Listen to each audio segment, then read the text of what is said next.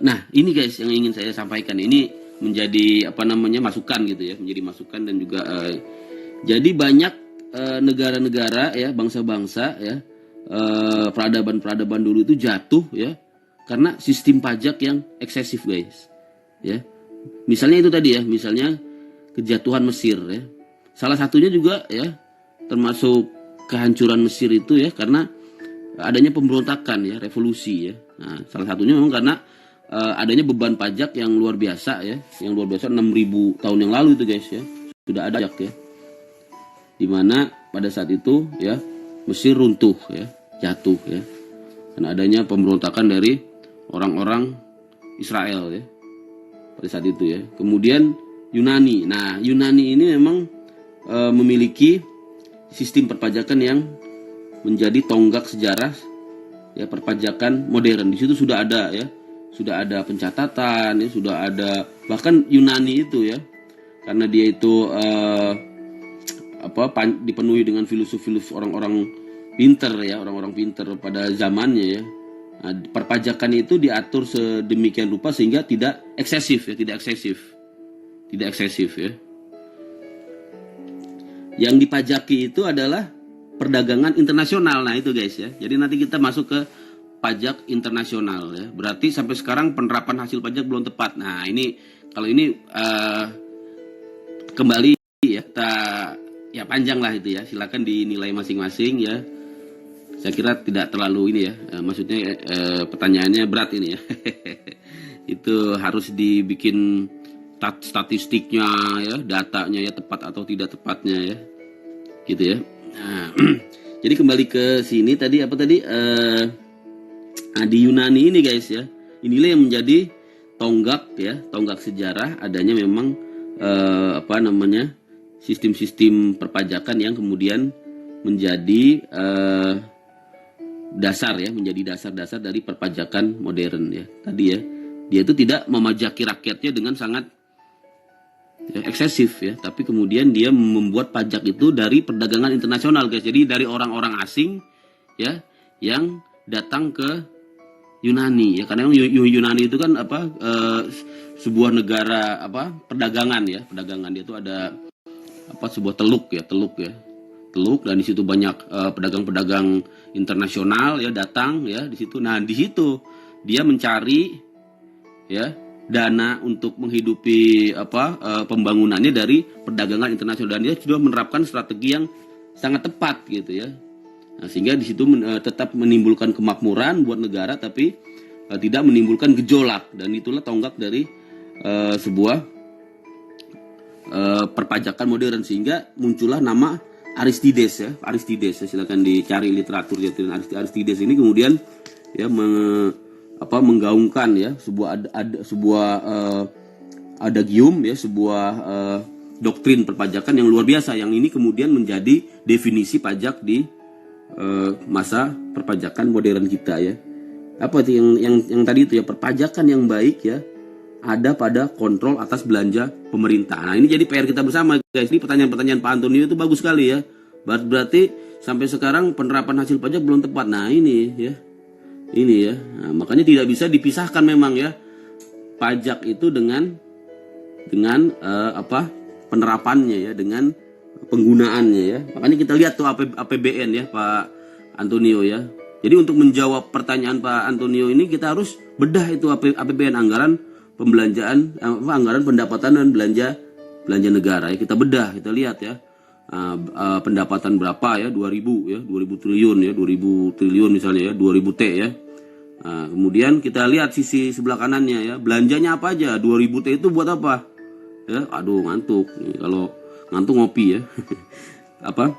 Dilihat ya, sisi yang 2000 belanjanya ya buat pendidikan ya, 20% ya kan, buat kesehatan ya, ya buat menciptakan lapangan kerja. Nah itu ya silakan dinilai, dan kita kan mekanismenya demokrasi sekarang ya. Kalau memang tidak puas ya kita pilih lagi ya dengan pemimpin yang bisa memenuhi kriteria kita gitu ya. Nah, kira-kira gitu ya Pak Antonio ya. Ini panjang jawabannya.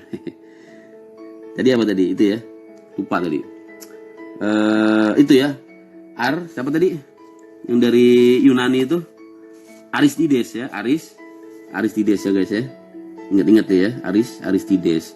Nah, tapi kemudian kita juga melihat bahwa ternyata di abad pertengahan ya muncul ya Romawi ya kan, muncul kejatuhan Romawi.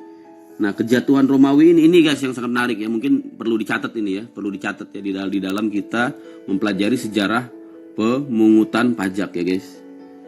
Nah, di masa termasuk ini ada sebuah tesis ya, ada sebuah hipotesis ya yang ditulis oleh Charles Adam ya, Charles Adam dalam bukunya Sejarah Perpajakan Internasional ya.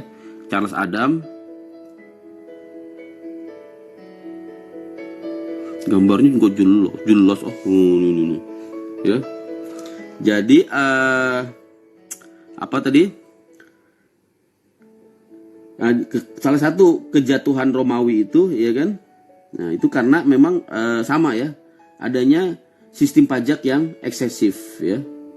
Nah, puncaknya ya, puncak dari imperium kuno ini kan Romawi ya. Nah, kemudian timbul pemberontakan ya. Nah, terakhir adalah Kaisar Agustus ya, gitu ya guys. Kaisar Agustus ini ya,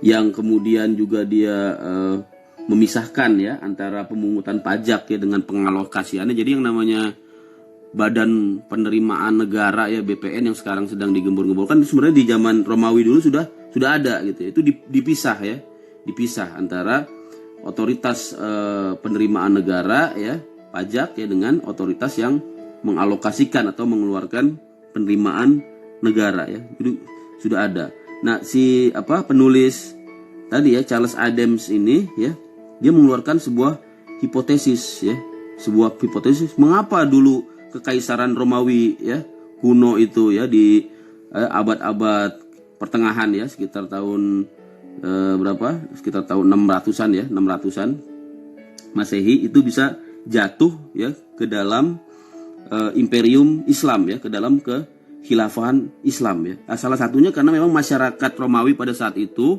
ya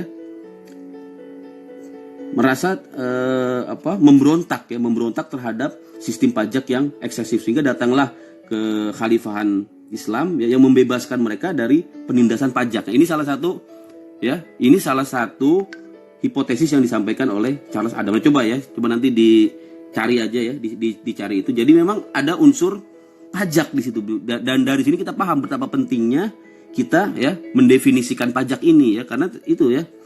Nah, sehingga kemudian masuklah Islam ke Eropa dengan sangat masif ya kan, menguasai Konstantinopel ya kan, menguasai hampir seluruh daratan Eropa, karena memang pada saat itu masyarakat Eropa merasa tercekik oleh pajak yang dikeluarkan oleh yang ditetapkan oleh Imperium Romawi pada saat itu ya guys ya. Nah, ini kita sebagai orang hukum kita pahamin itu ya, untuk menjadikan kita nanti bisa ya bisa melakukan ya analisa terhadap perpajakan ini ya, gitu ya guys. Jadi harus kita pahami. Jadi itulah kemudian yang melahirkan kayak denger aja, yang penting suaranya aja ini ya, yang penting suaranya aja ya. Yang penting suaranya aja. Kalau slide-nya kan bisa dibaca ya, udah saya share ya. Nah, tapi kalau cuma baca slide aja kan nggak dapet ya penjelasan yang kayak gini ya. Jadi ini sih yang penting sih saya bisa ngasih penjelasan gitu ya. Nah, ya sama nanya ya. Nah, saya kira itu ya guys ya. Saya kira itu. Di jam berapa nih? Oh, di jam 9 ya. Baru ngomong sebentar. Fungsi pajak ya. Ini terakhir kali ya. Nah, ini di abad modern ini guys ya. Tadi itu ya, pajak udah bergeser ya, udah jauh lebih maju ya.